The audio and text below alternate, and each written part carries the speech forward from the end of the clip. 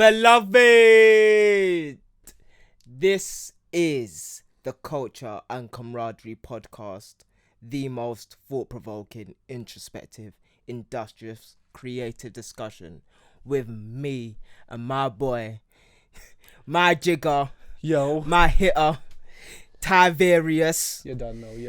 Damilare, come on. This is us recording.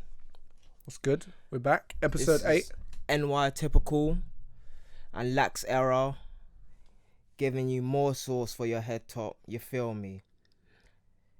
Now, so we begin. Thank you for all of the love and respect from last week's episode. You know, it was a real heartfelt one. I felt the love. I personally felt the people giving back to us what we were giving, and that to me was the most beautiful thing, because obviously that's quite a personal episode, isn't it? And generally, and plus people are coming on YouTube now, like a couple of people's them on the YouTube, you know, more people are watching the YouTube now. And and this is prime now. It's building, yeah. Sharing more.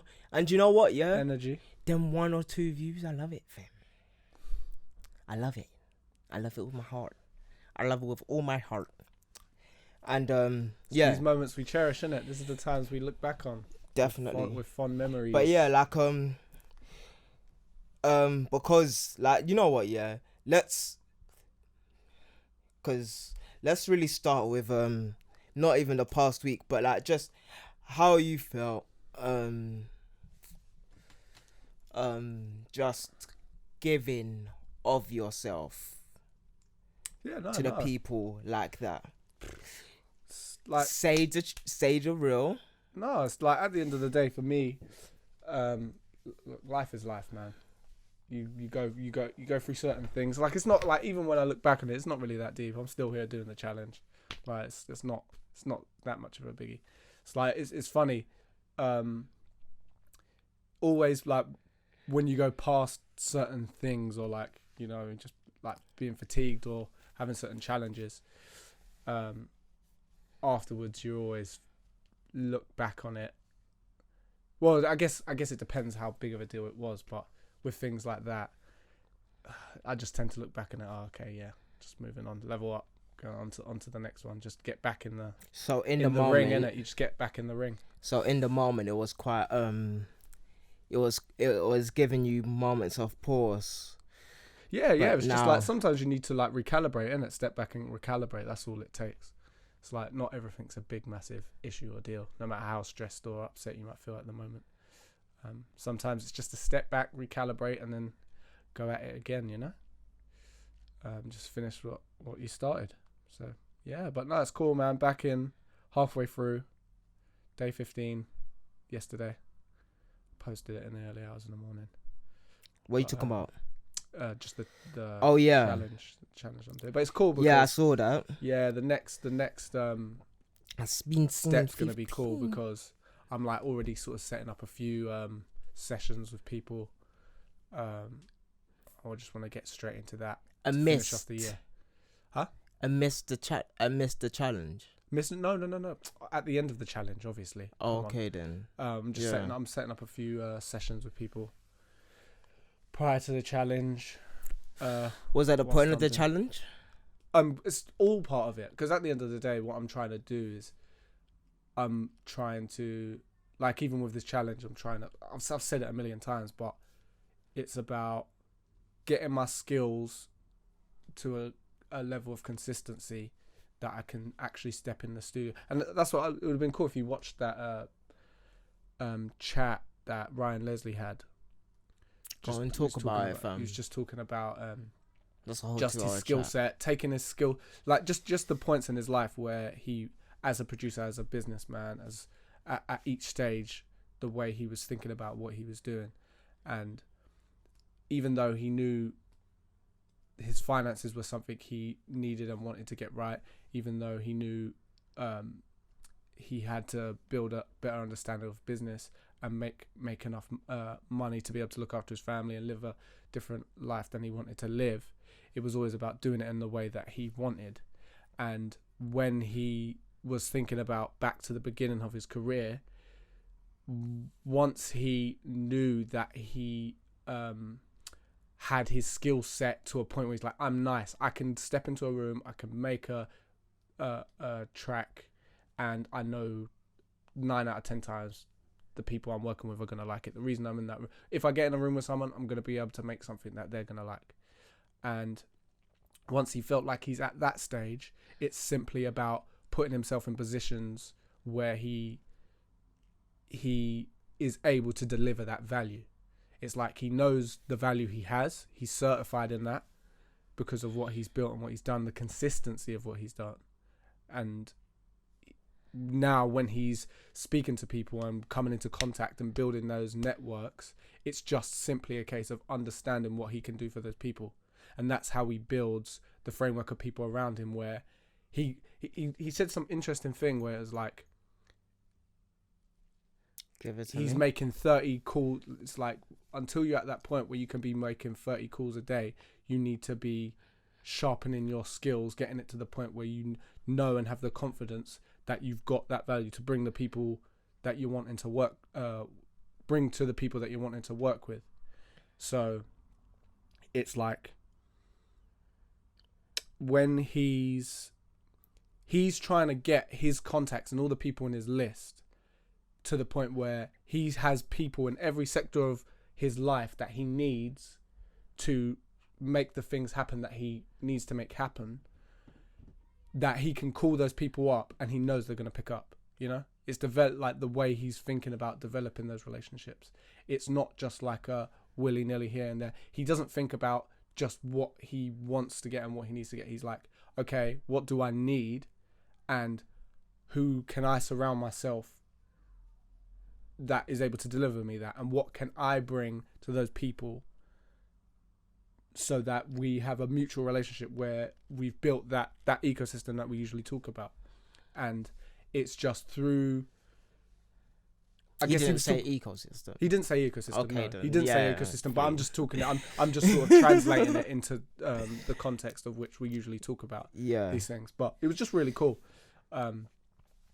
He goes in a lot deeper than that, but it would have been interesting if you watched it, because then we can have a big discussion about it. But yeah, that's generally the gist of what he's talking about. Like, he went a lot more granular into how he thinks about building the relationship. Actually, a really straightforward framework for the way he explained it. So you're saying it's that interesting.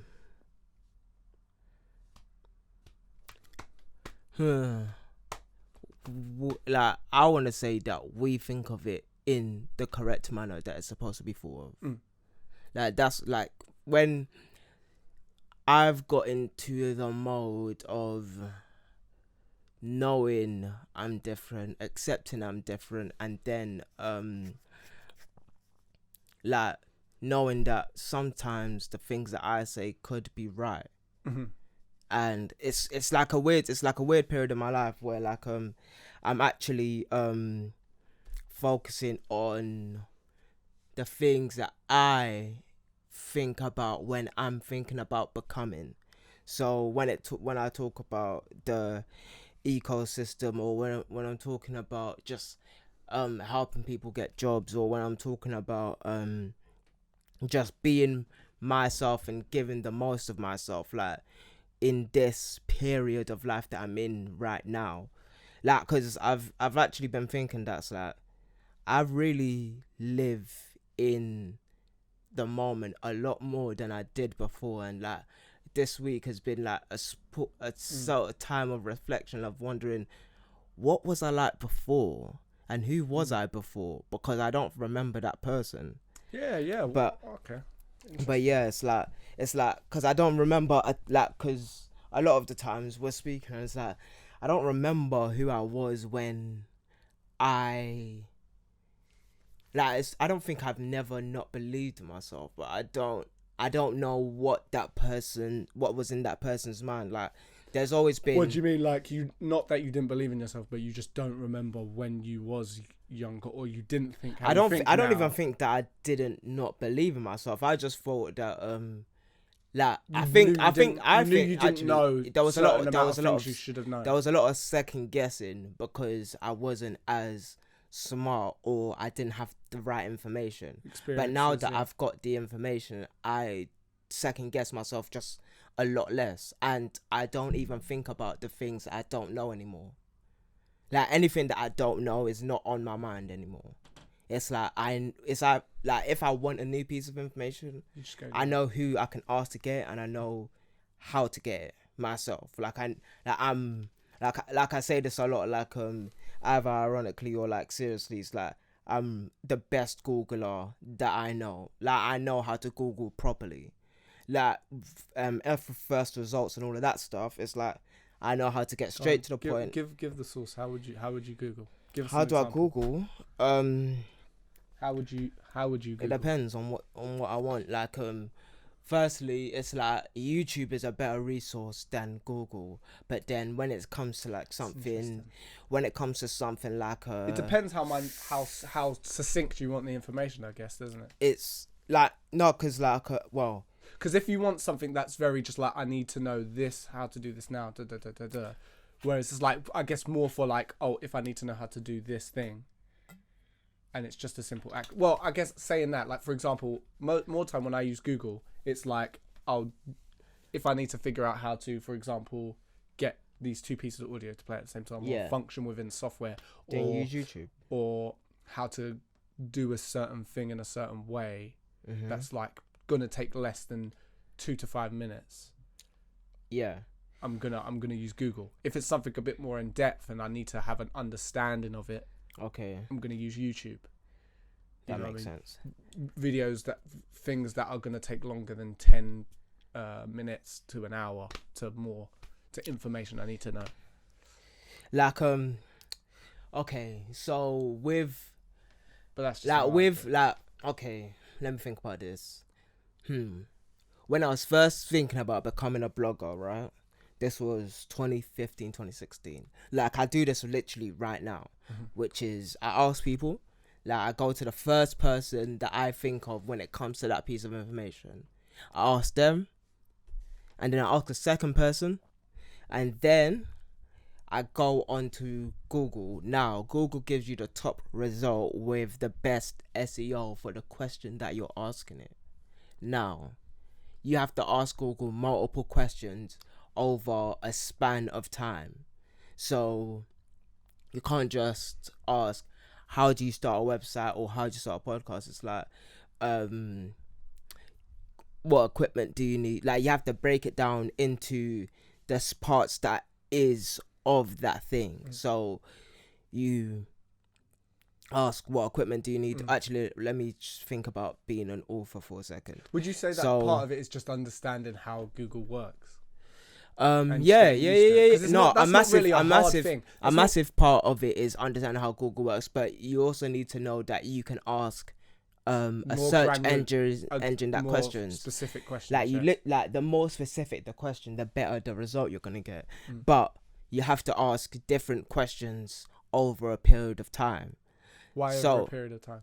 Because then it becomes part of your regimen, or like just how you're feeling about this subject. So you say that's more of an intrinsic thing as opposed to. So you need you need time, because you can ask Google one thing one day. Well, this like if I'm talking about in the period, you can ask Google one thing one day, but it won't actually take that thing on board. Like me, I search up words all the time, but Google doesn't show me ads for words or dictionaries or anything. But I ask Google the definition of a word pretty much once a day.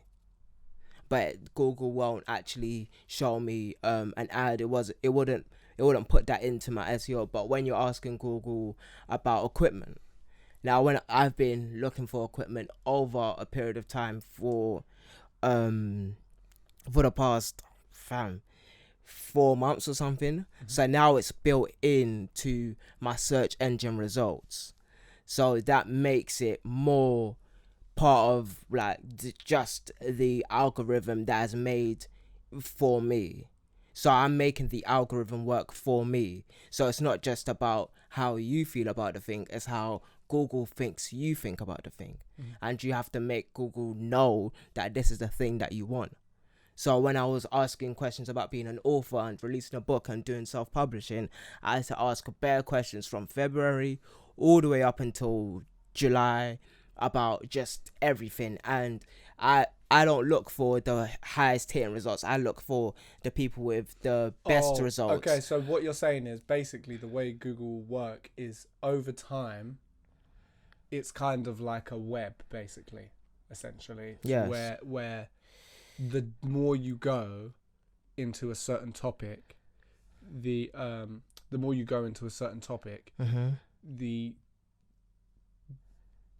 more because essentially it's, I guess there's communities, right? And when I say there's Google, communities I of mean information. Google and YouTube. Yeah, but within those things, there's communities of information. Because when you go into Google and especially YouTube, there's essentially it's just mini communities, and there's loads of all these little sub communities. And the deeper you go, the more specific the knowledge, because there'll be like niches.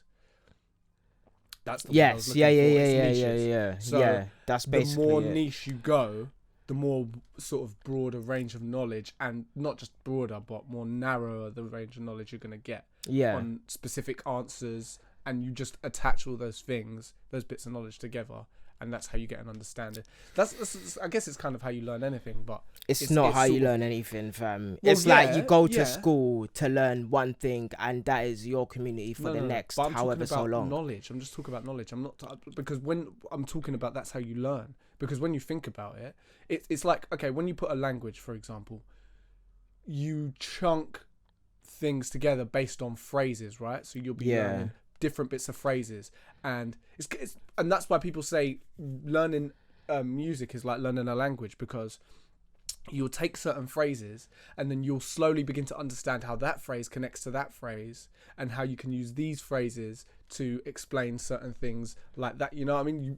You're just chunking different phrases together till eventually you understand how to convey an idea in a completely different language.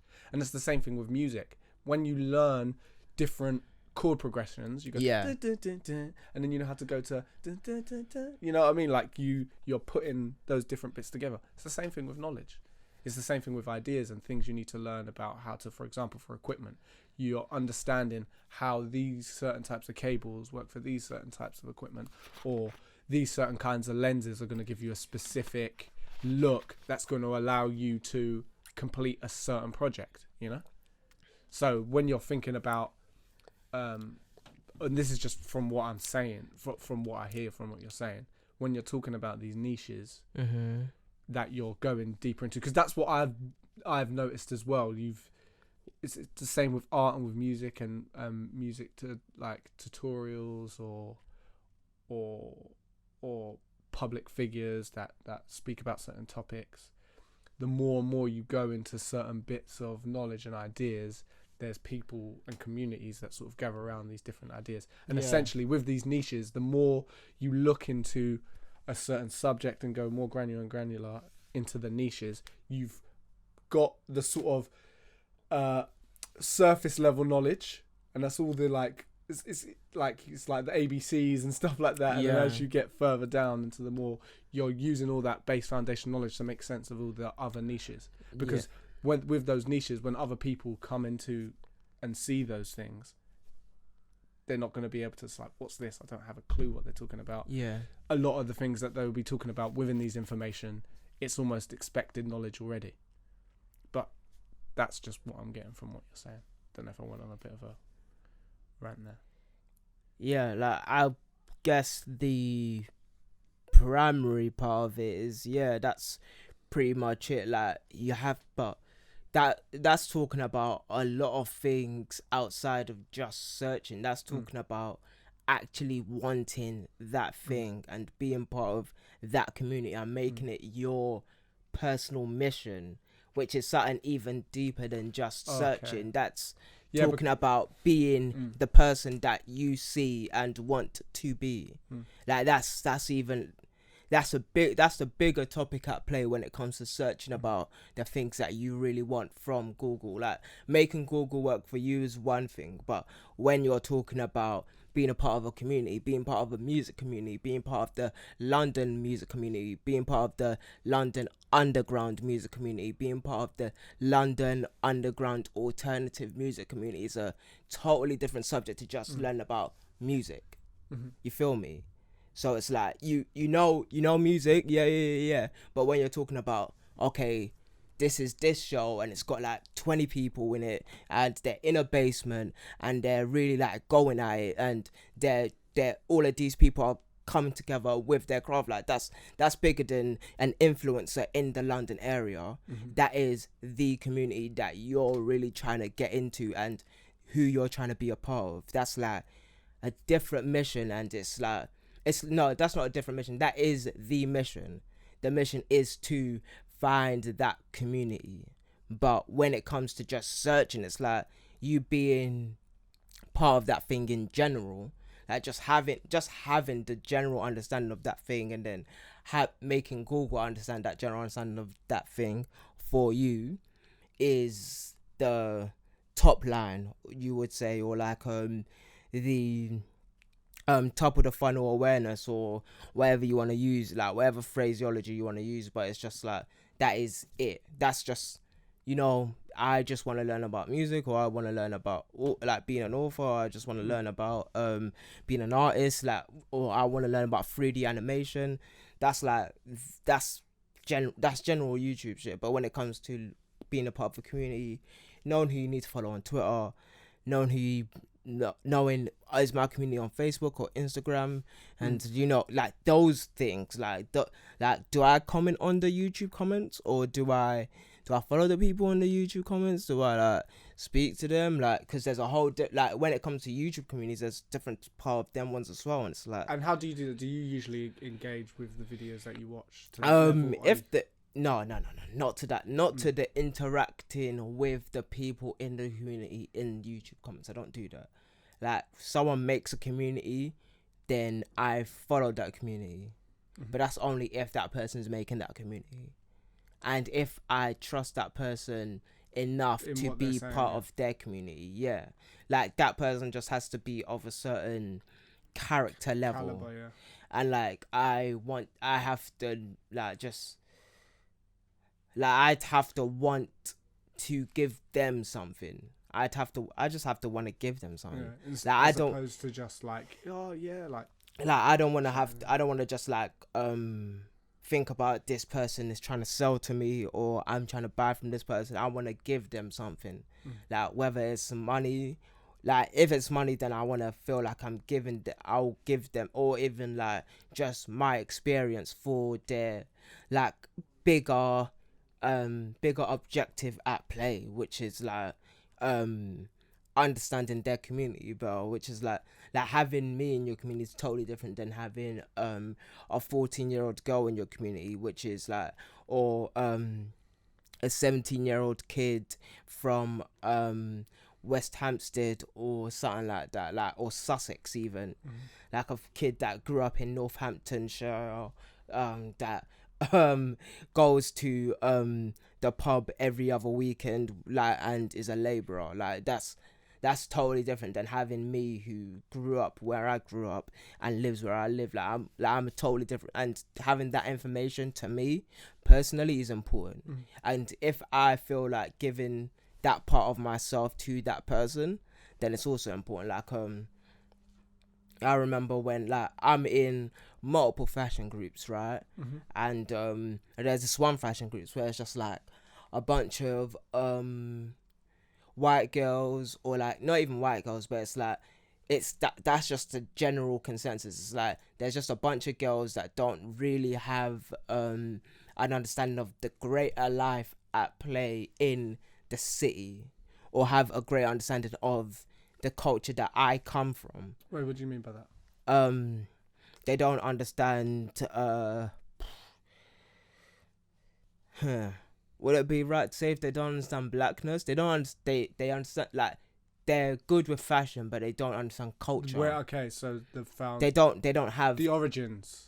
they don't. Yeah, they don't. Like, you know, the way that I explain fashion from my perspective with the things that I explain, they don't understand any of that. Like, I come from a totally different background. Their basic understanding of fashion is from books, but my basic understanding of fashion is what I've lived, and then I learned the same history that they've learned, but you've contextualized. But it's contextualized into my time because I lived fashion before I decided I wanted to become a fashionista by any stretch of the imagination. That's the thing, we've never really spoke about that. Like, obviously I know and I have an understanding of your blogs and like the way that you explain your ideas about fashion, but I've never really known how you actually got to that point, or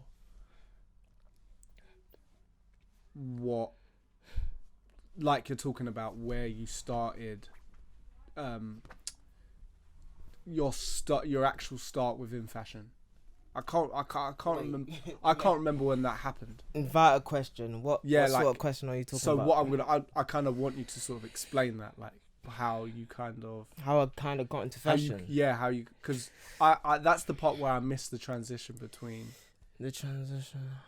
where you was like heavily film focused.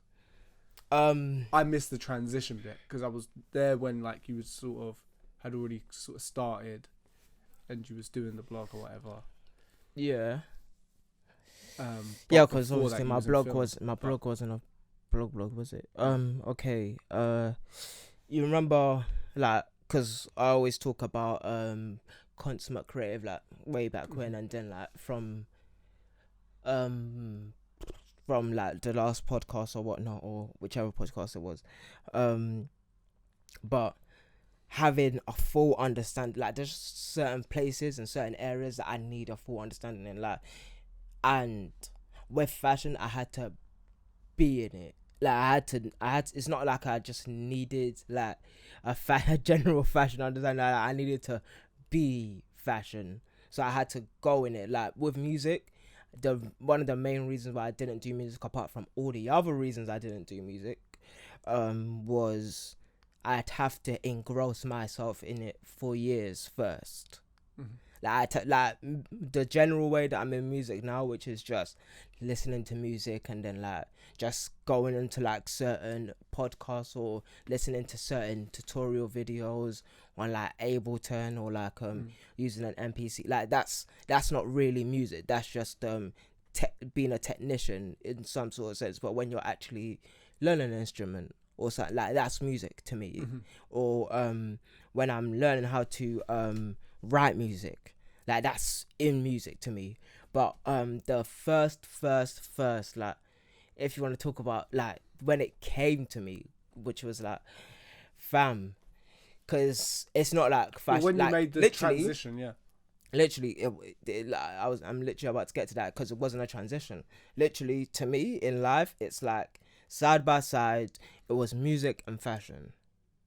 Those are the like consistents, like those are the pathways that I've just known. Like, and then like even before Dragon Ball Z drawings, before that, like it was music and fashion. It was listening to Osopa and like Georgian music that my parents were listening to way back when, and listening to Obesere and Barista and all of these other guys, and my mum like being a seamstress and sewing clothes. Like that's all I knew for like the first 3 or 4 maybe to 7 years of my life till I started like education. It was just like those things, like those were the consistence, and going to hall parties and seeing the pageantry and like everyone like dressing up and wearing gele and all of these type of things.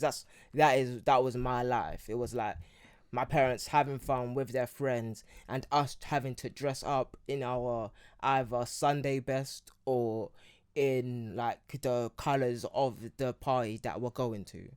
So that's like literally like before I even knew the word fashion, that's what I lived. It was like the music, and even back then when we were listening to Stevie Wonder and all of the other soul music. Like I remember vividly all of those hall parties where it was just because like they didn't listen to rap back then. It was like you can't have sweary music, you know, like all that stuff, like with like a religious background and that. So it was just all of the gospel. Yeah, like it was. Yeah, it had to be something. Like it had to be something of substance. It was so weird because for me, that's what I remember. Like my earliest music memory of me going, not being able to say it obviously in words, but having that feeling of this is sick. Like, you know, when do you know when you're like, this is crazy? Do you know when you feel that? I just remember being in a car with my dad, and that's all my dad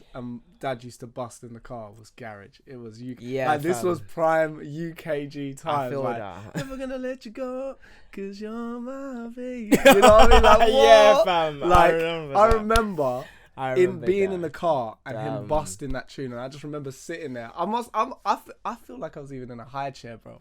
I feel like I was even in like the car seat, like, you know what I mean? Like, not a high chair, car seat. Like, yo. It's summer, like, just being in the car, dad's driving through, windows down, you know? And it's so mad because, like, it's that swing that's always, like, been in my tunes to some extent. Yeah, fam. But that's from that stemmed off, like, with my family, like, it would just be, like, gospel tunes, like Stevie Wonder, people like that. Yeah, fam. Like literally, we were listening to Sade earlier. Sade. And yeah, like all of the tunes, literally, from like way before Erykah Badu and all of that stuff, like 90s, mid 90s times were just prime real estate for like that's like my foundation. And it's like, you know, like in music, like there's always there's like I feel a rhythm inside. Oh, I bit my tongue. There's a rhythm inside me, or like there's a beat that I go to, like just from even being a dancer back in the day. Like it's literally like just when all we did was dancing in college and stuff like that. Literally, like that, like from even way back before even college. Like just the rhythm has been inside me from the offset. Like it can't go, it's just there. It's like, and just as in music, that I need to discover it and know what is what. Like what is my actual, what's the rhythm that I move to, what's the groove, what does that sound like when I pull it into a technical program. So and I want to separate myself from technical programs first and like actually just listen to myself just freely play rather than pressing keys, which is like why I'm gonna start with a trumpet, because it's just like natural noises played through our brass instrument that's is influenced by wind. So it's just like, it's just the fluidity of sound, like just finding that fluidity of sound, and from that, like that's like structure in it. And outside of that, it's like with fashion, because we'll really talk about fashion here. It's like I remember, because I was into fashion before fashion, so I remember vividly my mom said, dress yourself or I'm gonna dress you. And it was like, and you had to dress in something good or else my mum would pick it out for me. And then like I was the one that obviously branched off and like just started picking out clothes, and like no, and then there came a time where no one could buy clothes for me because everyone's outfits were rubbish, or like I just wouldn't like what they were picking out for me. And then like saving up my money and then going shopping and like knowing which ones to buy on sale, and then like buying one item of clothing one time and then another item of clothing the next time, and then piecing them together, and then just that understanding, like just growing through that. And then like when I used to in college days, when I used to just put the colors together and then like just understand my colors, and like when I used to wear purple, and then like freaking purple, blue, like all of those colors, red, anything. Like it was just anything. It was just like freedom in clothes, innit? And just being myself while wearing clothes. And then it came to experimenting. And then college, obviously, it was black. It was like all the way black. It was like simplicity down, like just stripped down, just function and simplicity. And it's like, and then like it was like fucking 2013ish. That was when I like, before 2013 it was like, obviously, like there's the obvious story of like when I was sitting down with we're in halls, like during pre-drinks with like just a bunch of girls in fashion. It's like, oh yeah, so all of you do fashion, blah blah blah. And then like I say, McQueen is my favorite fashion designer because obviously the connection from Lewisham. He grew up in Lewisham. He spent like his dough money to just buy fabric so that he could like just sell clothes and make clothes. And like he went like, that was like, and I was like, Ross, so someone came up from the trenches and like the guard just like, and then like you were saying, like that UK London nightlife, like just from that culture of like underground music and fashion. Like that was literally like, when it comes to the UK scene, that's your like those are your 2 cents in it. It's like you live the nightlife, like whatever nightlife it is, and then you dress up for that nightlife. And then like just knowing that, oh, like that's just me, innit? That's like that's what I do as well. And like obviously having that conversation, like just looking at their faces, and like just seeing the judgment on their face, and I was like, what? Who? Like, do you know who I am, fam? And then and like just finding the space to not be part of that, like be on the other side of like just seeing someone speak about their enthusiasm about a designer and like not feeling the need to judge that person or where that person's understanding is coming from. And then but yeah, 2013 was when I started learning, like that's when I started doing my art history, innit? Like not just like fashion history. I started learning my art history. So when it comes to art, like fashion is included in that. And like learning about Cristobal Balenciaga, and like me being a Cristobal disciple, and or what's it, Cristobal Consigliere. That's my functioning name for like for most of like my fashion life. Is like, and that like if that was like 2 season again, like running with the seas them and that. But yeah, like that's kind of like 2013-ish time, that art history period. It's really when like fashion, like it's when I started learning about fashion technical. And then like obviously you got Zoe Holmes videos, and then like her just her running through like whatchamacallit, there's just them just them fun videos. And then like but you know, in the midst of that, you've obviously got all of the Yeezy pages, and then like the golf rank pages from when we were in college, and like just accumulating those communities and having all of that come to a head now, where it's like I'm thinking about all of the things that we're doing. So not just writing a book, it's like designing a room, and like what does that room look like when it comes to the premise of my book, or thinking about a space and what I'm gonna do inside the space. And then like how does one dress inside this space, and then thinking about what music will be played inside the space, and or not just music but the sound that would absorb the room, so it's creating full experiences of art, not just and how the people dress is part of the moving theatrics of that space, and then documenting that. So that's where the film comes back in, because like I said, like I learned animation as function and not theme. So animation was never my main theme, it was just a function of understanding of film. So I still had to learn storyboards, still had to learn shots, I still had to learn all of those things. Well, that's an interesting thing, because I think this. I know we talk about this a lot, but you've either got people who are like, and that was the interesting thing listening to Kobe Bryant's chat that he had. Kobe Bryant? Yeah. Okay. He just looking at people that do it's a bit different from being creative, even though he's going into film now. He's like going into animated film, isn't he? Did he win? He won an Academy Award. Yeah, he did for best short. Mad. Yeah.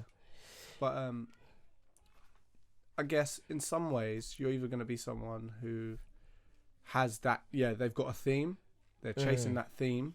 That theme is it. It's the thing. Yeah. And later on, you might branch out from that theme, or you kind of almost do it in reverse, don't you? Either someone who does it where you kind of have all these things where you're thinking holistically that build up towards one avenue. Yeah. It's kind of like flip. And actually, that's the first time I've thought about it like that. Because just speaking that out. Because before I used to think it was thinking it like that. I'll just explain why. Because before, I guess it was kind of like you're either someone who doesn't have one specific talent and you do all these things and you'll try all this, and it's not to say that I get that. But actually, in the long term, you are kind of, because I know that's the way I'm thinking. I'm kind of, even though that's where we started. We started off like just understanding. Like, because our course wasn't just an animation course, it was an everything course. So we done photography, film, graphic design, animation, all of that. Like, even computer design, and like we had to make websites and shit. So it's like just having everything at your disposal and then putting that to a head. But now it's just like a fuller version of that. And it's not just that. It's like when I decided I was gonna live this life. Like, I was like, because. Wait, was this in uni that you decided? No. Like, in uni was like, obviously, like, I was bored. I was just like learning everything. I was like, it wasn't as intentional. Yeah, it wasn't. It was just like, I just need to like learn new things, or else I'm just gonna get bored and kill myself. So it's like, but when it came to that, it was like 2016, 2017, like ish time. Like, a lot of this stuff happened in like 2017, 2015, but like that feels like a long time, but. Like, now I'm looking at it, it's like I gave up just like a good 3 or 4 years of my life to be this person that I am today. And like, that's what I was talking about, like, because obviously my birthday's in like a couple weeks, and I was like, just think about that. Just thinking about that reflection, just like, raw fam, I'm like who I said I was gonna be. And I was like, just knowing that I said I was gonna have this, I was gonna accumulate this and be this, and like now I'm doing that stuff. But just when I decided, because I was like in like, not like literally in economics. I was in it. It was that was it. Well, like, that was your your subject of study for a like that was like well, I was gonna go back to uni to study. Just say I was gonna study economics, and then like Do you still think that would have been a worthwhile thing to do? Well, you didn't do it, so I assume not. If it was worthwhile enough, that would be my life. Like, that would, like, it would just be like I would fund movies or something. Like, okay, so you'd be like a VC part of or something like that. I'd be part of one of those banks that fund movies, and like I'd find projects, and like obviously you have to find the projects that and then I'd buy scripts, and you know that's the job. So you would have gone like down like that finance, entertainment finance, like, and like just and then fund apps, and like that was like, because I've got basically VC, because I've got the mind for that stuff. Like, obviously I'll use my knowledge from prior, because that's technically what you do. Like, what made you not do that though? What made me not do that? I don't know. I don't really know. I just like, I'm an artist. Like, literally, like I say everything today, like, because like, it's not really like, what you wanted to do. Basically. And it's like I'm talented, didn't it? And it's like it's like I keep saying it's unfortunate that I'm like this talented, but it's like sometimes it just feels like that, because would you say you didn't do it because you didn't want to, or because of the skills you have, or the the certain gifts you've been given, you more so want to follow that? Or is it just because, is it a simple fact of like, even though I can do this and I would want to do that, I want to do this more? I don't know whether I'd explain it like that. It's just like I was just given gifts and talents and stuff. Like it's never the reason of why I'm not a doctor or a lawyer. Like whether I've got a gift of a mind, it's like I've got a gift of creativity, and it was like I just have to pick one. But you okay? And then like so like, that's why I'm saying. Yeah, so and like, it's like is it more a case just of you just generally like having an ear for enjoy music. it more. You enjoy this more. I don't know. At the end of the day, you do though. I don't know. You do, because I don't know not, that I enjoy this more. If not, you know. I feel like I just picked it, and then like I said, I'm gonna focus on it, because literally I was at a point where I had all of these skills, like it was just laid out, and I had to find a way to wrap it into one. Like, and I needed to wrap it into one. So is that a case where you feel like either way you would have felt the same? Like, and it's like this writing thing. It's like literally I had to pick one. It's not like I literally had to do writing for a period of time, and then now I'm wrapping around documenting. I'm wrapping around doing events. I'm wrapping around what music I'm gonna play at that place. I'm wrapping around what does the art look like, what does the book cover look like, and what am I gonna wear, and like and then adding next year and the year after, like, okay, so I'm not just writing, I'm songwriting now, and then like what songs am I gonna make, and like who am I gonna work with, and then it's like just wrapping around those talents around the particular form of storytelling, which is writing and translating, which is like a thinking thing in itself, just like it would be for when I'm writing these briefs or these things for when I'm investing at. It's just investing in myself via writing, and writing had to be the thing. It really could have been just drawing, because like nothing tells me that I'm bad at drawing. Like there's nothing, there's not like I'm not like when I try something I'm not bad at it, unfortunately. Like I'm not bad at photography. It could have been photography. I'm not bad at fashion. Like I've not used my hands for something and then like it be like just crap, just like have no spark of like just enthusiasm. It was just like I've got the knack. Is like I just had to build up technical skills. So okay, so for you it wasn't a case of like, for example, where if someone's naturally over 6'4" and you know they've got good reflexes. I don't know, you know, like it's you know what I mean, they're naturally okay. You're gonna be a basketball player. Yeah, it's not necessarily like that. It's more of a case of I've got the aptitude to be able to do most technical things. I just now have to. Yeah, I could have picked being a watchmaker. Like I could have, like I fully just had to pick. Because for me, yeah, I had to pick. I've always felt like I needed to specialize, and a lot of my stresses and anxieties came from that. Oh, I hate the thought of specializing. Yeah, and that's the way I feel, but I also, a lot of the people that I look up to and I respect are specialists. Yeah, but fuck them. But because no. Generally in our, like, sorry to cut you off, but like in our generation, like I knew that having multiple skills, like we were literally speaking about this last week, like having multiple skills and open yourself up to those avenues is the point. Like when you're a consummate complementary creative, skills as well. Like literally I've figured out that it's all entertainment. Like art is entertainment. So you are the thing. Like literally, you have to.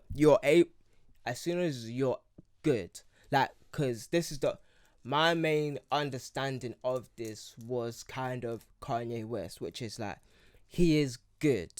Like it's not like he just decided to be a songwriter or producer. Like he picked being a producer, and then like he just became a songwriter, fashionista, all of these type of things, and he's not just. And he went to art school. Like we've almost got the same track, but we're not the same person. But it's like he has the function of that. He's like a creative genius, quote unquote, and he's able to. But he had to, like, he picked early. I didn't pick early. I picked when I was 20 something, and I was looking. Like, I was just like, I have to pick, and then it's like. And like, I really wish that I know that sounds like I feel like it sounds like cocky or like being a dick or something, but I just really wish I was bad at least one of these creative things, so I just didn't have that at my disposal sometimes. Like, I really wish sometimes that I would just be able to be like, I need to rely on this person for this, or else I'd be so like, literally, with like the fact that I don't have technical skills in music means I need someone to help me with music, and that's okay. Mm-hmm. And I find that totally okay.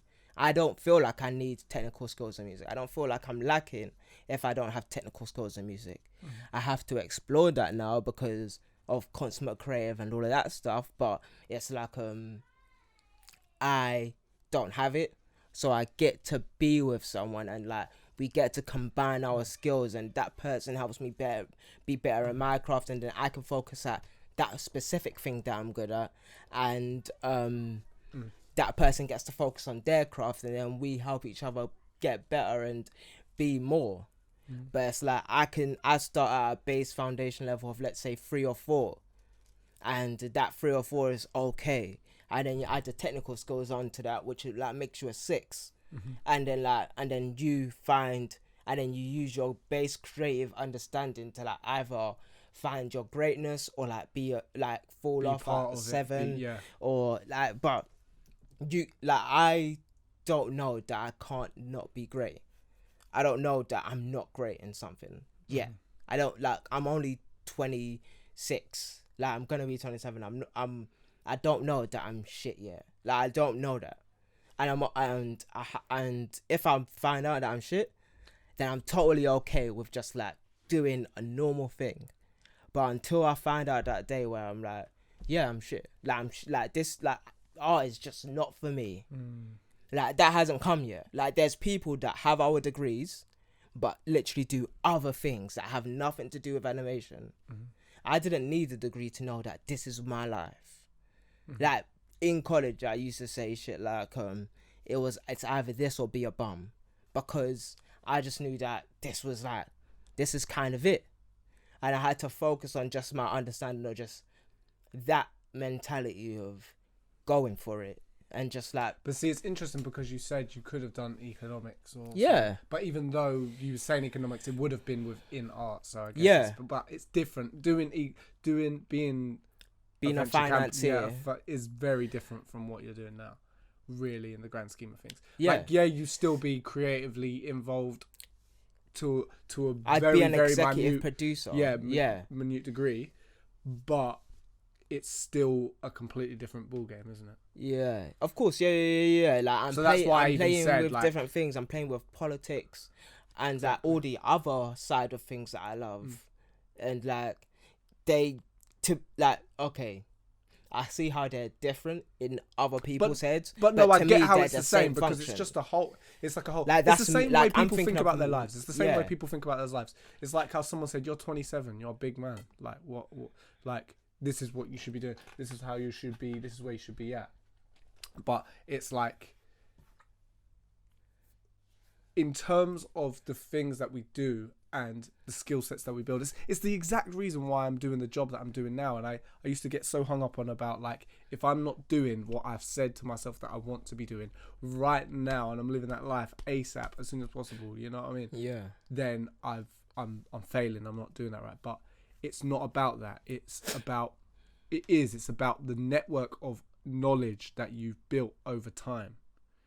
You know, it's the trajectory, not the destination. It's about the trajectory, yeah, as opposed to the destination. If you think in terms of a trajectory, you're able to be so much more effective. Yeah, because everything you do, you start to think about everything you do and how that adds to the whole. Yeah, and the things that are seemingly not connected are far more connected than you possibly can imagine, especially for that time.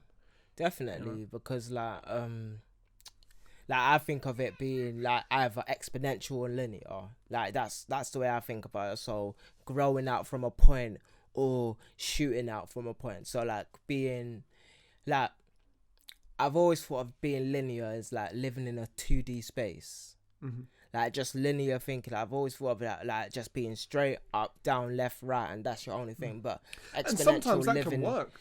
no, it works. It literally like in this world, it works. It works, and it's the best thing because you get to decide, or it's not even you get to decide. It's preordained that this is what you're good at. Mm-hmm. Like there's a lot of people that live a life that's like they're good at one thing, or like they're good at a foundational exceptionally thing. Good, yeah, like not even exception. Like you can be okay. Like I don't see anything wrong with being okay at maths and deciding to be an accountant. I don't see anything wrong with being okay at science and decided to be a biologist or a doctor.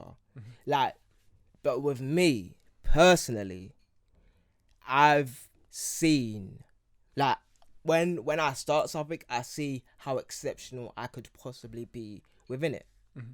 And like I have vision. I'm blessed with the ability of vision and foresight, and like I see it as a blessing that's like I get to see myself in 3 years time. I get to think 500 episodes down the line. I get to think about, okay, who am I gonna be then, and what is best to do today to actually be closer to that person, and what can I do to help that person on episode 500. What's the best thing I can do today to help that person 4 or 5 years down the line. Mm-hmm. And that can be anything. That can be knowing people. That could be just being nice on the day that I'm in. It's just like being nice to like a general person, and not knowing what that relationship can come to 6 years down the line or 20 years down the line. Like it's just about being good with that person. Or it can be just waking up on time. Like it's as simple as making your bed in the morning. Mm-hmm. Like all of that stuff helps. It can be as simple as washing your plates, or being good with your family. Like making sure your relationship with your family is great today, so that in 4 years down the line, if you've blown, or if you're like in a different space, or if you're not living with your family anymore, that you can pick up the phone and actually call your family and it won't be weird. Like that is literally like that's how you can help. See, that was an interesting thing what Kobe was talking about, because I was always interested. It's like Kobe. Yeah. Oh, Kobe Bryant. Yeah. Okay. He was asked about that specifically. He's like, obviously, look, you're away when you're doing these tournaments or whatever. You're away for 9 months of the year. Mm-hmm. Like when you're that's just actually playing the game. That doesn't include training, regiments, all these other things where you've got to. That really is your job, is the training, the preparation for these games. Yeah. And he's like, so in terms of your family and your friends, like how did you navigate that? Like obviously you're going to be sacrificing relationship, especially if in your mind your goal is purely to be the best basketball player to who ever lived, right? Yeah. And he said, yeah, those relationships, they had to I had to sacrifice relationships. And the thing is, when you're doing things, and that's why in a weird way, I guess this is what's made me think about it. This is why I guess I said what I said at the beginning about the way I'm thinking, the way I feel, and why it's not as serious or as big as a deal as I thought. Because essentially what he said was, when you're doing what you do and you're doing it to the level that you're kind of doing it, and the people understand what you're trying to do, the people around you understand what you're trying to do, you both know you're sacrificing that relationship. And it's kind of having an understanding about each other. And he knows, like, because look, that doesn't mean it's all willy-nilly perfect great, because the amount of time you've missed out on building that relationship, you missed out on building that relationship to what it could be. 100%. But you pick up where you left off still, because there's an understanding. There's no resentment. There's not necessarily like those negative emotions that fester, because there's an understanding, and they can see that you are really committing and putting yourself to do what you're trying to do. Definitely. Like literally with like I can build upon that, like, because I can say like a couple years ago I would sacrifice like birthdays and like just knowing what day it was. Like I'd sacrifice just sleep. Like today I had sacrificed sleep. Like I slept like 3 hours. I went to bed at 6 and I woke up like 9 o'clock or something. Or yeah, something around that time. But like I woke up earlier than I should have, even though I went to bed at 6.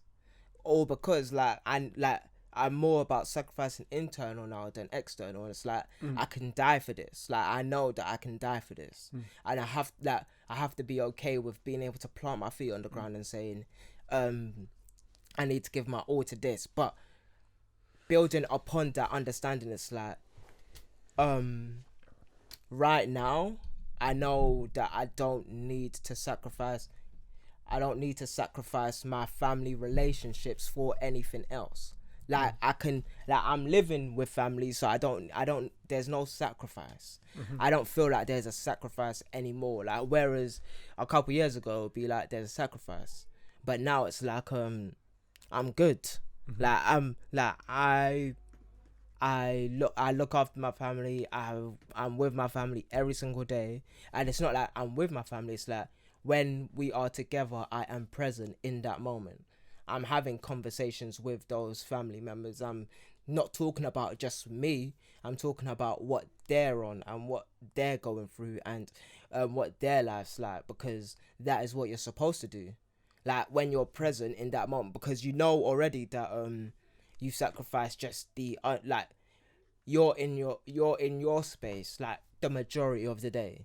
So that hour or 2 or 15-minute break where you can see them, it's like you're in that room with them, and them knowing that you're in that room with them, and then when you go, you're like building for them.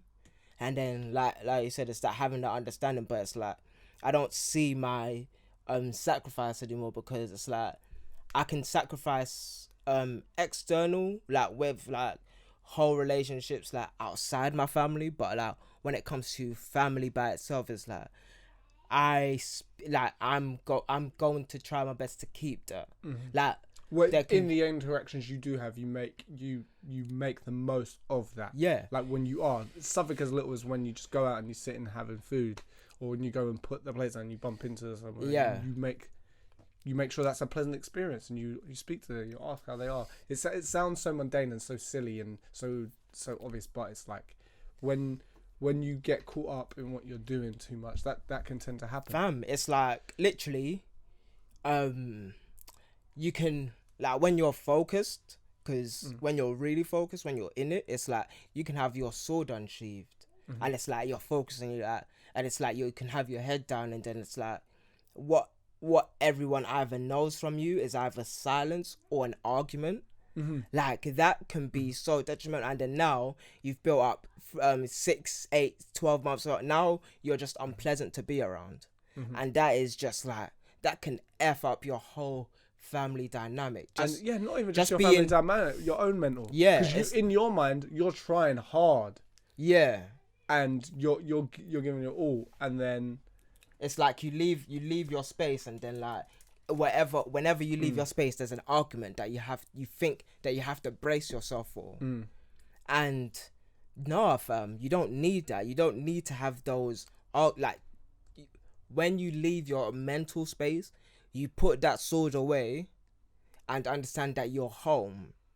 You lay your sword and shield at the door, and then you come home to goodness and wholesomeness, and knowing the people that knew you before any of the things that you have.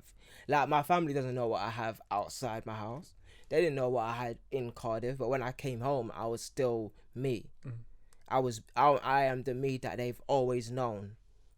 Like, I'm the me that has more experience, and it's obviously plain to see. I'm the me that has more knowledge. I'm the me that has more people around me, but it's like I'm still me. Like, and they're able to they're able to treat me like I'm me. Like, it's not like I'm this person on a pedestal. and I've never expected that from anyone in my family. Like, at least I feel like at least like it's meant to be like there has to be like just a nice general space with your family, with your people. Them, it's like it's just general, it's calm, it's cool, you're the best you can be in that present moment in time, and it's just like open. It's not like you're running a whole corporation or running a whole this and that. It's just like with my finances, and I'm understanding savings, and I'm understanding not touching them savings. I'm understanding that whenever I make a tiny piece of money, it's not my money, it's my business's money, and like and only preserving about 10% of that for myself, and like just those little random things about money you can translate to family life or to other things outside that, where it's like when you're in business, that's it. That's like you go home, that's you're facing outwards away from your business. Your mind shouldn't be in that mindset anymore. You need to put that sword away and actually just be understand that you're not at war anymore. This isn't survival. This is what you're fighting for. This isn't you're not supposed to fight the people you're fighting for. Yeah, exactly. Yeah. So it's like that's true. Well, that's why I kind of think, like I even put in the chat, it was like the sort of fallacies of making things happen and success and stuff like that. Like it's more so about knowing who you are, as opposed to these things where it's like you've got a, because what you were saying something before about where it's like you are, what was it you were saying something before, what did you say, because we was talking about which day? No, today we was talking about it now. We were saying something, but essentially it's you can do all these things where, yeah, it was like the waking up at certain times, doing your there's certain things that there's certain ways that you feel that you've got to act, or you should act, or you have to do this many things, you have to only do this thing, and that's what's gonna make stuff happen. Yeah, it's more about just knowing who you are, what you're good at, what you have enough energy and interest and curiosity about to persevere and stick to it over the long term. You know, it's thinking about all the things you're able to add into that pot that's going to make that thing that you're aiming for more possible to succeed, as opposed to all these little things and distractions that you feel are adding to what it is you're doing. It's the same thing with like just certain books. Or my general disposition is discipline now. Like I had to create an atmosphere, and that's in everything, because I used to think of discipline, and that's exactly the thing. Because when you think discipline, I'm being disciplined, like don't distract me, but that doesn't mean you should be neglecting. Yeah, like discipline isn't strict. It's like just it's what you have to do. It's not about a whip. It's just about your obligation. It's the responsibility. It's the same as brushing your teeth or having a wash. It's like there's just certain things you have to do. Yeah, fam. Like when you're brushing, you're brushing your teeth, do you focus on one area or do you go section by section? It's like you literally have to it's just a general thing that you do all around your mouth, and you just do it, and then it's done. And it's like looking after everything, and it's done. And it's like knowing your role, and that's the thing. Like you have to know your role in your house, and you gotta play your position. It's like and it's like in any relationship, you've gotta know okay, know what you bring to the table, but know also what makes you pretty much of a dick, and what someone else is gonna have to stand about you, and making sure that like that person's aware. Like, I'm putting my best foot forward now. Maybe like me, I don't usually put my best foot forward, quote unquote. I'm myself generally. Like, what do you mean your best foot I'm like people hide, like when people say put their best foot forward, they hide the shitty things about themselves and try to be on their best behavior, quote unquote. It's like, but your best behavior is you as you, not you as the person that you think they should want. It's like you as the person that you are, and making sure like before you even start talking to people, that you have the discipline of, I'm talking to you, like just a simple discipline of saying, I'm gonna speak to one person at a time. I'm focusing on this relationship right now, and making sure that we put the most in this relationship, and if it doesn't work, then I can move on. Like, having that open mentality of this is us right now today, and it doesn't need to be us, but I would like it to stay as us. But that's generally if you're doing relationships for the right reasons, and like that's a different conversation of like just being yourself for the right, doing the things that you're doing for the right reasons. But me, it's like discipline is like general. It's like me, I play my position. I know what role I have in the house. I know, okay, who should be cooking. Like, what do I have to cook? What do I have to clean? Like me, I clean most of the time around the house. Like, if I'm outside of my room, I'm like, I clean like probably one thing a day. Like, whether it's like a table or the countertop, or I wash a plate or a cup, like an extra plate or a cup that's in the sink, or I wash the like mirrors in the house, like or clean the mirrors, I should say. And it's just like, that's it. Like, whenever I used to work outside of my space, it used to be like I used to clean the whole area, and then I would work in that space. And then the funny thing is, other people would now use the space because I cleaned it. And it's just like being open and like just knowing that, look, you can't shout at me for something that I didn't use, but I can do that thing. But it's like, that's not my, like, I've not even been there for a certain amount of time, so I don't even know what the space looks like. But like that's usually what the argument is. But sometimes it's like, you live in this house as well, so you're just as responsible as everyone else. And if you're capable, like me, whenever I'm physically capable, I like to do my utmost. And that's like a different conversation, but it's like I just like to do my best. It's like making sure that I've put my best foot forward when I'm outside, and just be myself. So it's like, I know how much I can clean.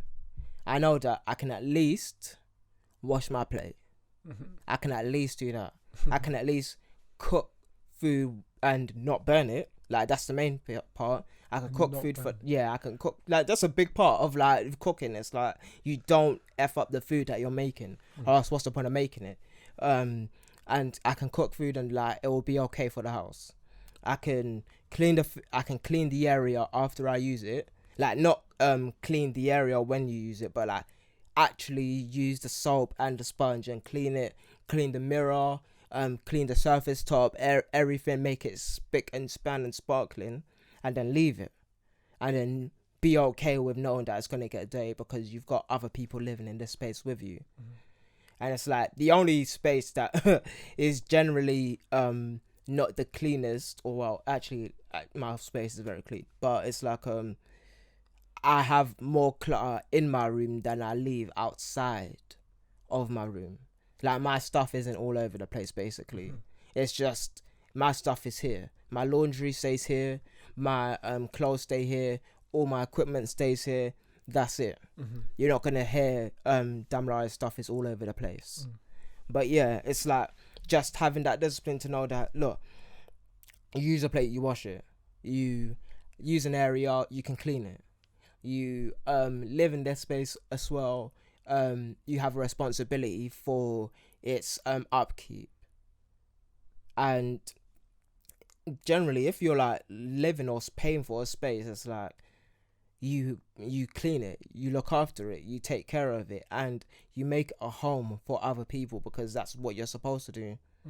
Or else it's like you're causing more. These are just essential like things, because when you think about we call it essential now, but no, but it is because look, when you're in a family home, yeah, say when you got your kids, and your wife, your kids learn from the way you structure the household. Yeah. And the structure of the household is the foundational things of like, can you cook some food? If you need to eat, can you cook some nutritious food?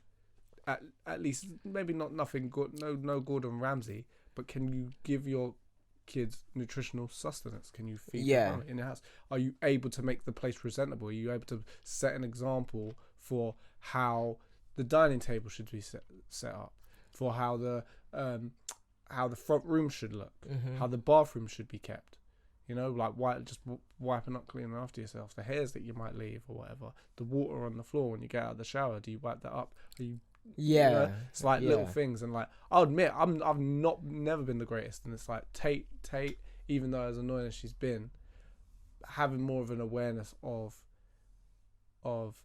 that kind of stuff, like it's an essential thing, because that's how you set an example, not just to yourself but to the people that you live with and the people that you're around. It's like, especially because I'm going to be moving out with the guys soon, like later this year. Oi. It's going to be a case of like, I've got to have my own standards and example, because no matter what, like the quicker from the jump you have that standard, the more likely everyone's going to be following suit. And plus, I just like being the clean. I like the thought of saying that I'm the cleanest. Of course, and no, really that is what it comes down to. It's like more people, more time. It's just like, so your baseline is dirty, but do you know what? It's like I'm a lazy guy. You know what I mean? Like, that's my natural. So for me, it's 100. Always a case of like, I'm lazy, battling. It's not about battling, but it's about, that's what I'm trying to rectify, and I hope that, even though it's probably never going to completely go away, like, I'm going to get to a point where my baseline is completely different from what it was a couple of years ago to even now. So it's like, and all of that is to say how you kind of look after your home. Like I've got this thing, and I've heard several people say it, but I think it's so true. Your room and how it is almost an exact depiction of what's going on in your mind. You know what I mean? Like, to even down, like to the state of you, to your mental state.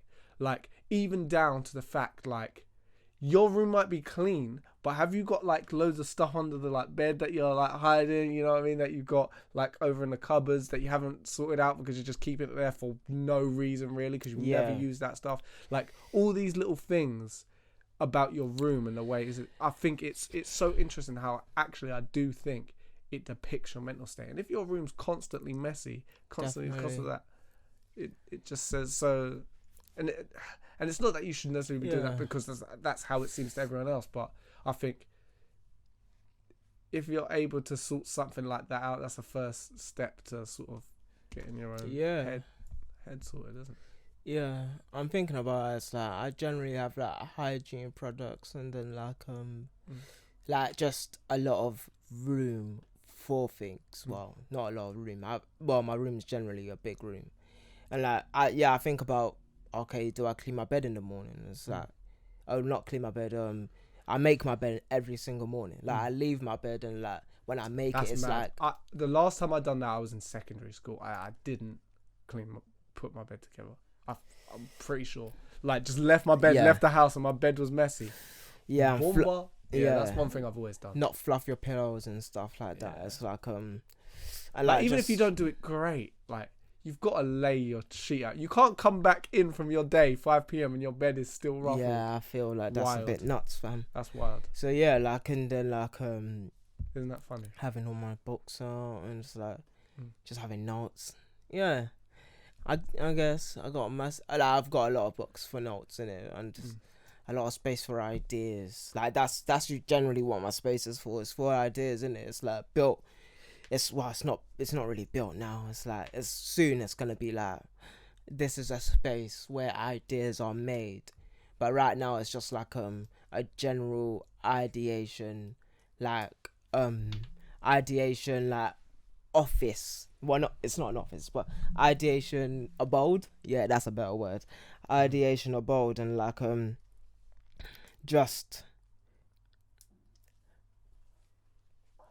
really like holding that standard of I can generally take away all of the rubbish things from my room. Like I can take my rubbish out. I can put all of these other things there. It's like, and I'm just like one of those ones where it's like I need just certain things the way that they are, so that I can find what I need wherever it's supposed to be. Mm-hmm. So I have lists everywhere. Like everywhere is a list. Like, and like, or I have like lists on YouTube and stuff, and like I have lists on Google even. Like, and I can search my history and find something like precisely because I know when I searched it, and just all of these things. And like my reading list on my like Safari is just like super long, and it's like it's just I know how I can like how neat my computer is generally how neat all my spaces, and like just having files and like even though that space is like long, but yeah, I feel that. That's true. It's like, yeah, how you do one thing is how you do everything. Generally. You know? Yeah, fam. I don't even know where that even came from, but it's like, just, yeah, let's switch up what we're speaking about. So, I don't know what to speak. What did you put in the chat? There's a couple of things that. Actually, I think. Because I looked at there, and it's like we were speaking about it just a moment ago, and it's like just having that general competition. And oh yeah, I forgot to say I'm not the best in the UK or in any space. I'm mediocre. I'm not great by any means. Wow. You heard it here first, guys. Breaking news. I'm just average. That I didn't need that sarcasm, but okay. But no. It wasn't sarcasm. It was more. This is the first time I've ever heard you say this. Yeah, it's like I'm trying. Literally, I'm trying out this humble thing. Trying out this humble thing.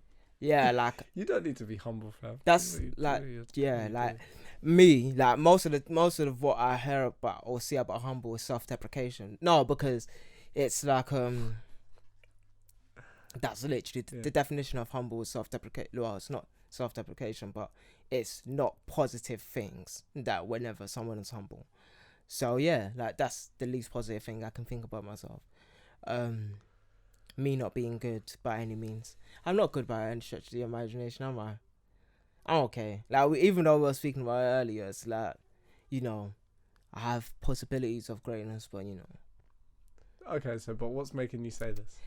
No, like I just felt like not even last podcast, but the podcast prior to that. What did I say again? I forget what I said, but it was just something about. Oh, you said you're the best producer. Yeah. I was just like,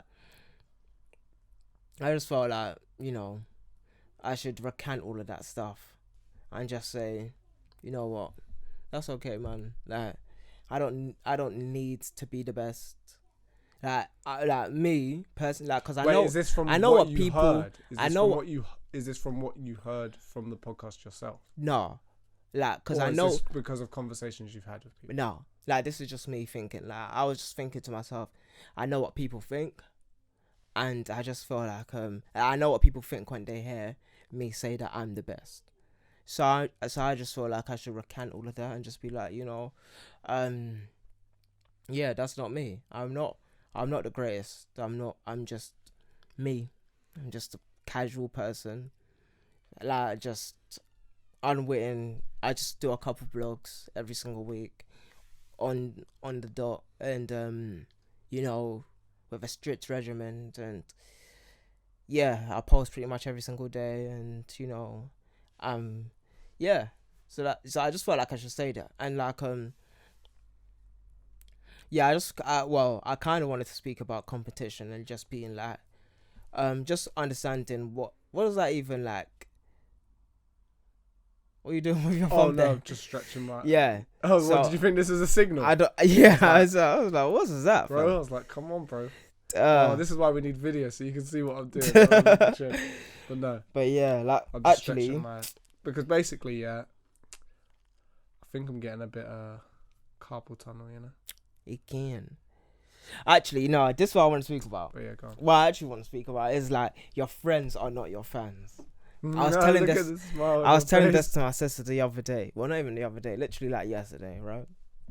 I was just like, your friends are not the people that you should go to if you want things to happen for you in the space that you're working in. Like, your friends are not those people for you. Your friends are not actors or producers or writers. Like, you're the producer, you're the writer, you're the actor, you're the director. And it's up to you to find other people within that space. Mm-hmm. And this is just for me, like, from me just learning life and just like, part of it is like not getting the appreciation from my friends sometimes because like, I say, like, I'm so self-affirming that people think that I don't need the affirmation or like the confirmation that yeah, I'm actually doing well. But it's like, your friends are not the people that are going to give it to you, and you have to be okay with that. Like, there's no one in my life that just says, Damilare, you're good, you're doing well, or but this is the you're thing. okay.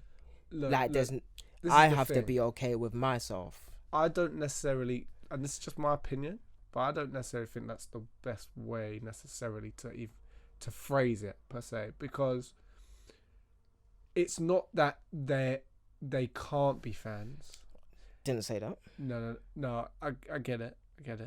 But when I first said your friends are not your fans, yeah, it's a all encompassing statement, but it's not necessarily the case. So it's like, because when you break it down, it's all about communication, isn't it? What do you mean? This whole thing. When you're trying to do things, when you're trying to do, and this is the main thing I even took from that Ryan Leslie chat. It's like, when you're trying to do anything, yeah, unless you are clear as day, undebatably, so unbelievably good at what you do that you're clearly either have the clear potential to be the best in the world or in the country or whatever, or you already are that, you need to have the ability to be able to, and even if you are that good, it is still a form of communication, because through whatever it is you're doing, you are communicating to everyone else through your sheer excellence that you're able to do that thing to that level. But even on a more even on a less direct level, the actual communicating, your actual ability to communicate others the ideas and the things that you can do, and what you are doing, is the most paramount thing for you to be able to do whatever it is you want to do. Like, for example, this book thing that you're getting at, yeah? And I'm going to bring it back to the friend thing, because we was talking book about thing. Sorry, fucking nigga. Oh, sorry. I'm literally just talking. Okay, don't read into it. Yeah, this book that you're making. Yeah, book thing. No, I'm gonna. Look, get over it, man. You know what I mean. Anyway, just say what you're gonna say, fam. So your book, right? This event that you're putting together. Yeah. Your ability to communicate what it is you're doing and what you're trying to achieve, and how it's not only going to benefit you but them. Who's them? Whoever it is you're trying that you need to help you make this happen. So, for example, the people with the event, the place that you're trying to hold the event in, because when you said I was advocating for the business, it wasn't necessarily that I'm advocating for the business. It's just that whenever you're in a situation where it's an exchange of value, the value needs to be depicted. And on your level, and this is why it's interesting that I want you to watch the video afterwards. We watch the video and we'll talk about it anyway. But it is exactly what you're saying. It's kind of like, you know what it is that you bring to the table. Mm-hmm. It's your ability to be able to communicate that is going to essentially progress your goal and what you're trying to achieve. Okay, wait. So the reason I'm bringing it back to the friend thing, even though it's not necessarily exactly yes. but the thing with having a friend, with your friends, they may not. Your friends aren't your friends. Your friends aren't your fans. It's not that they aren't your fans. It's just that they're not fans in the same, like as a foundation of whatever you're trying to do. That first bit of support, that first bit of moral support can come in handy. It's not always the case. Yeah, it can come in handy, but if it doesn't, you shouldn't feel a certain type of way. No, of course. Like that's you shouldn't feel any type of way if anyone was like that, though. That's the point. It's like, no, but your friends, you have a personal relationship with your friends, and people feel something personal when their friends aren't part of what they're doing. So you have to be okay with your friends not being there, because just like I said last week, like, I guess so. You're not there at your friend's job. Mm-hmm. You're not there helping your friend with their manager. You're not there doing your friend's coursework. You're not there doing anything for your friend's work to be better. You're not that, like, all you've got kind of is moral support, but more times do you even speak about your friend's work? Like me, I'm a geek. Like I'm a full-time geek. Like 90% of what I speak, 7% of what I speak about is work, and the rest of it is other people's work. Mm-hmm. Like literally, it's like just that's literally it. It's like, well, most of what I think about is work, I should say, and the rest of it. And when I speak outwards, I'm speaking about other people's work. Like I don't speak about writing all the time. I don't speak about fashion. I don't speak about architecture or interior design. Like those aren't our conversations. All our conversations are about music, and that is by design. Like, because I care about what other people are doing when I'm not doing my work. And I feel like that's my responsibility as a friend to be be there for your friend's thing. Saying music is actually, I don't think that's necessarily true. That's a part of it, but most of our conversations are like what we're having now, and this isn't necessarily music. It's more holistic. Okay, who's Ryan Leslie? Who's Ryan Leslie? Who's Ryan Leslie? Yeah, he's a producer. Okay, so he does music. Yeah. So who's Kanye West? Okay, those are who's Pharrell? Yeah, those are people who as references. No, most of what we speak about is music, bro. No. By design, it's by design, and there's nothing wrong with that. I'm not saying there is anything wrong with that. That's not what I'm saying. My point is that's not necessarily the whole of what we talk about. Most of what we talk about is actual life and creativity as a whole. We use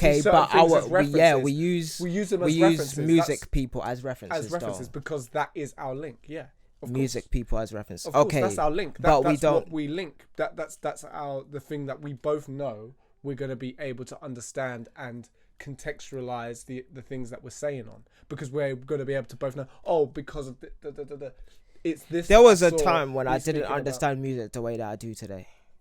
There was a big time where I didn't, like, 2014. Like this isn't even a conversation. Yeah, but we don't really even 2012 to 2014. Talk about figures in music more so than music. We might talk about, okay, for example, we had a conversation about R&B and Sade and stuff like that. But that's what I mean. I don't think it's we talk. But we use music as context, and that's okay. Yeah. But what I'm saying is, like, when just talk about music. When I speak to other people, we're not speaking about the thing that I do necessarily. Now I speak about the thing that I do more so now, as in, like, the thing that I'm doing, but I don't contextualize it as people that other people would know doing the same thing that I'm doing.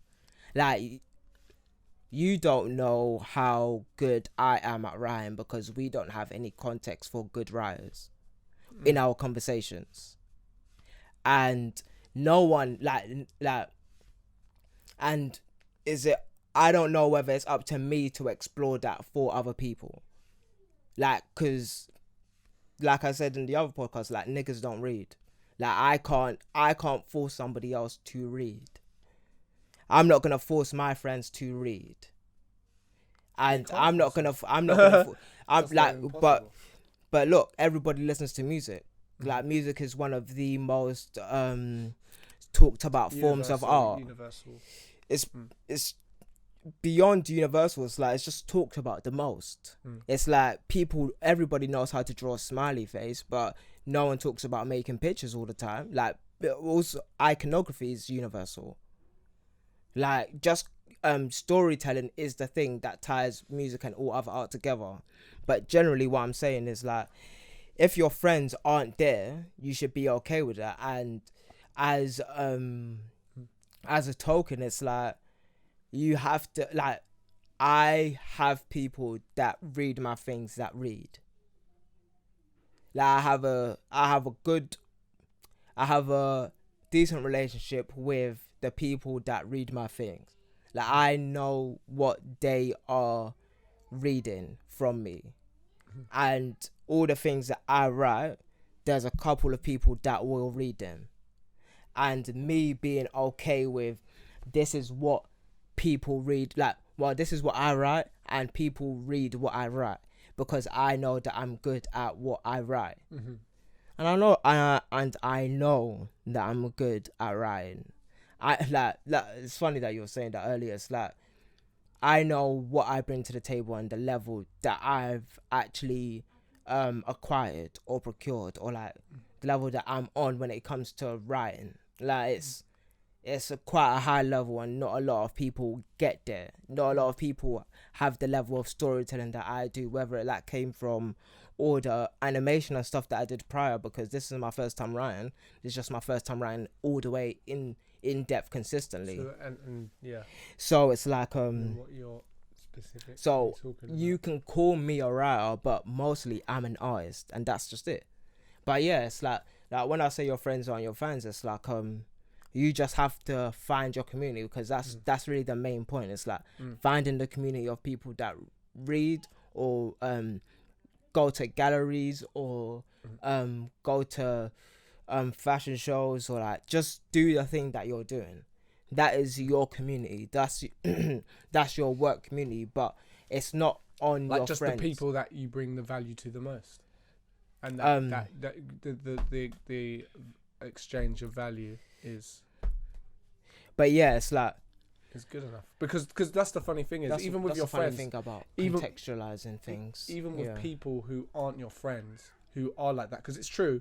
Yeah, you've got a completely different relationship with people who are your friends.